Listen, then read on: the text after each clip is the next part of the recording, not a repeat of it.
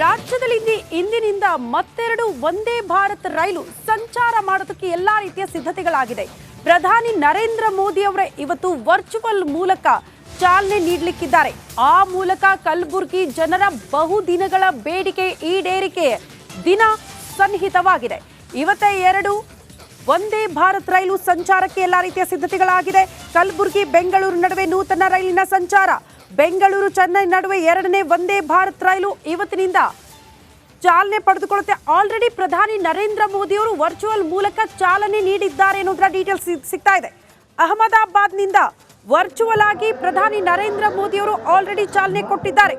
ಹಾಗಾಗಿ ಇವತ್ತಿನಿಂದ ರಾಜ್ಯದಲ್ಲಿ ಮತ್ತೆರಡು ವಂದೇ ಭಾರತ್ ರೈಲು ಸಂಚಾರ.